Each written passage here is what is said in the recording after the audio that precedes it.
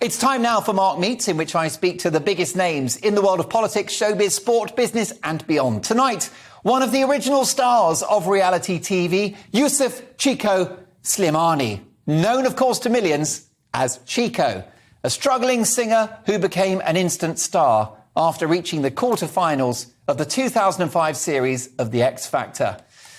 There followed a #1 hit in the charts entitled It's Chico Time, and since then he has appeared on Room 101, Pointless Celebrities, Celebrity Juice, Total Wipeout, Ricky Gervais's Extras and Dancing on Ice, to name but a few.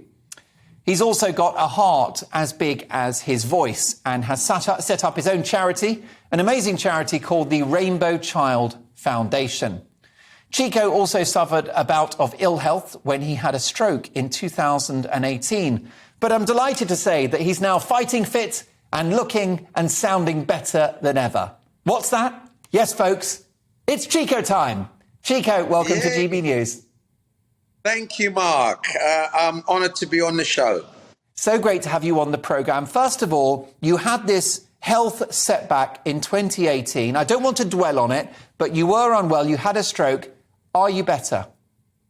Yes, absolutely. It was kind of a stroke of luck, really, because when the universe wants to guide you into your rightful purpose or your intended purpose, it sometimes had to really smack you down and kind of just wakes you up. And as we say in Morocco, one knocks you out and one wakes you up. And that was definitely a wake-up call to kind of just realize the mission and the vision of why you incarnated in this wonderful movie called life.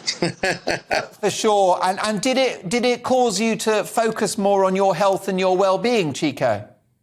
Well, the funny thing is I've always been into the health and well-being. I actually was doing a fitness show called Block Fit, which is one of my fitness brands, and I was driving home. And I was having an out-of-body experience, thinking it was a spiritual experience, which feels very much like an awakening. But talking to my wife, I said to her, look, I'm going to contact you in a minute. And within literally 2 minutes, luckily there was a sort of a turn-off. And at that time, I lost all faculty. The sort of time and space as we know it kind of disappeared. And boom, I was gone. And I didn't realize I was having a stroke, because to me I was 47 at the time, and I was thinking, well, 47-year-olds with a six-pack don't get a stroke. It didn't make any sense. But eventually it turns out that I did, and it was a miracle, the fact that I ended up driving home. I had a true near-death experience where I was in the middle of a car park literally, and I just sort of said, right, basically the only thing that I could think of was my children. And at that time you get something like what you may call a life review. Yeah. And you're shown videos of a reality, of a future.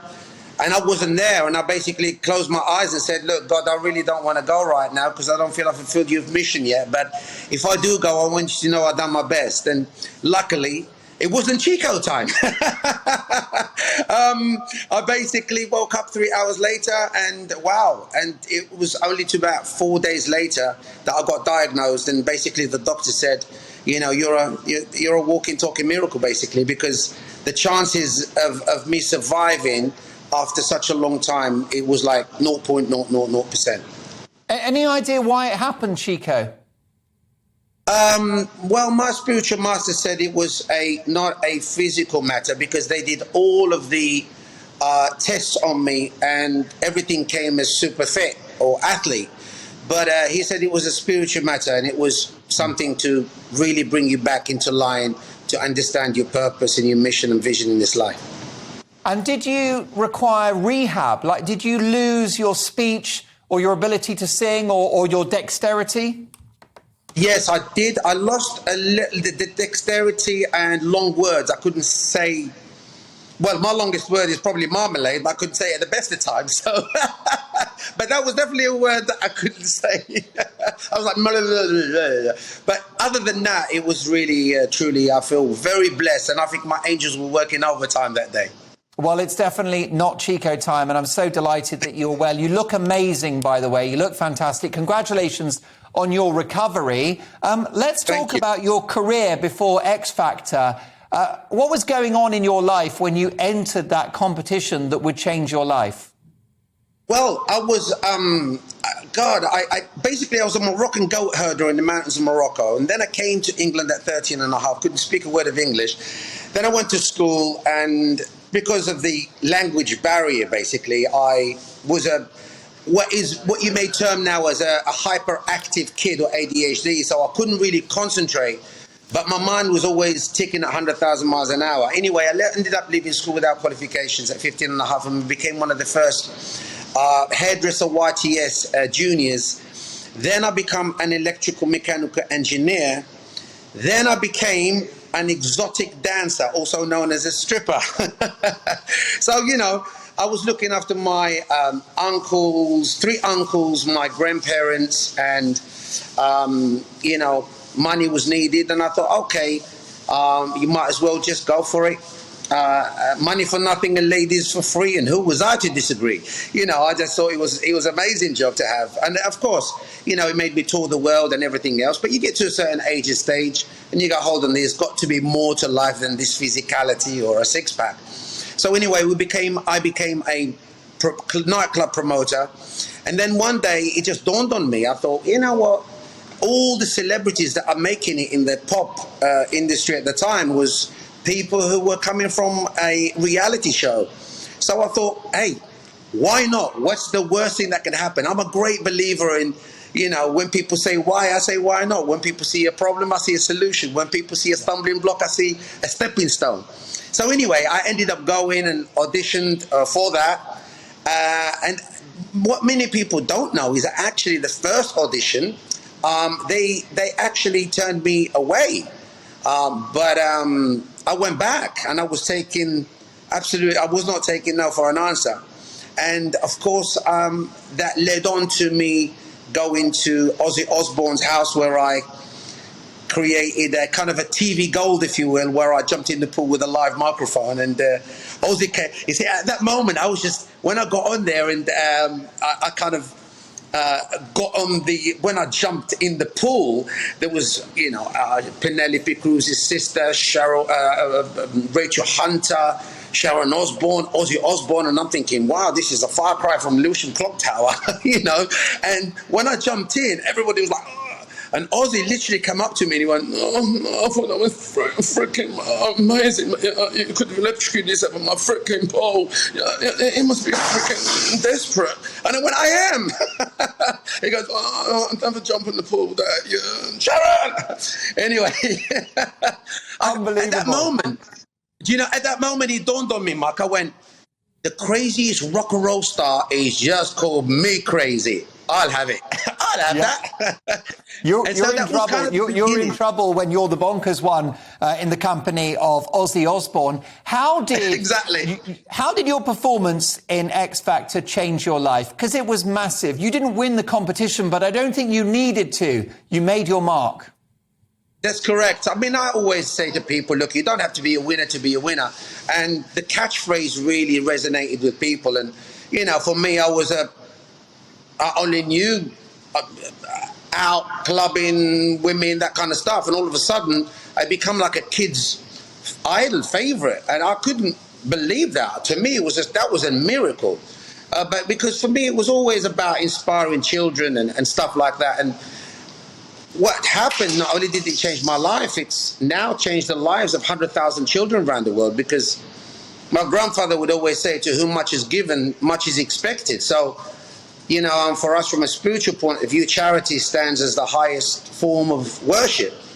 So we started the Rainbow Child Foundation in honor of my wife, because my spiritual master called my wife Rainbow, or her reality is Rainbow. And my real name is Yusuf, which is actually Joseph and a Technicolor. But it was never really, I never thought about it that way. It's just the rainbow seems to follow me, because I truly believe that we are all beautiful colors of the same rainbow, and each color by itself is beautiful, but it's magnificent when it all comes together in harmony. And, you know, the treasure there's a pot of gold at the end of that treasure, but that treasure lies within us, and we must find it and share it with those less fortunate than us. And I do believe that there is nothing greater than being able to help a child have a hand up as opposed to a hand out. So we created, we're helping, that's my son, water pumps in South Africa, Malawi, Zimbabwe, Asia, Pakistan. We helped loads of people in Croatia, Serbia, in the UK, and now we've just been helping the refugees in Ukraine, and we've raised about £7,000 just recently, and it's going directly to the cause. And we're just doing the best we can with what we have, and sometimes your small change makes all the change, and that's what it's all about. I think the great Gandhi said, "Let us become the change we wish to see," and if we can do that, and hopefully when we close our eyes and leave this cosmic dance, we can hopefully leave a legacy for all to see and maybe hope to be. Well, you've got a great musical legacy, a UK #1. Not everyone has achieved that. Your brilliant charity, whose website is rainbowchildfoundation.co.uk, if you want to check out the amazing work they do, currently helping Ukrainian children fleeing to neighbouring borders. What a great cause. That is an amazing thing. What's next for you, Chico? Well, at the moment I've created something called Who Breath. So in the pandemic, I trained over 750 instructors to teach my brand, the Block Fit, but that's kind of like dance, combat, hit, yoga, meditation. But what I realized is the people that were going through depression, anxiety, trauma, PTSD, and what the pandemic has done is created a massive mental pandemic. That, to me, that's a real pandemic, because it's kind of like it's not being addressed in the way that it should. And sadly, Chico, I think you've been quite critical of the policy of lockdowns. Is that correct? Well, yes, in the sense of, I think now we know with the evidence that we have, I think we could have gone about it slightly in a different way, in the sense of really. You see, what it did is the fear porn created division, and it created a brother to fight with a brother, and a sister with a sister, and a mother with a husband. And to me, that's really the great tragedy. And I think what we should understand is we should unite as opposed to divide, and we should respect each other's opinions. Doesn't matter what spectrum it is, left wing or right wing, it's still the same wings of the same bird. And we must correct our own heart, soul, essence, presence. In other words, are we, when we disagree with someone, are we coming from a place of love?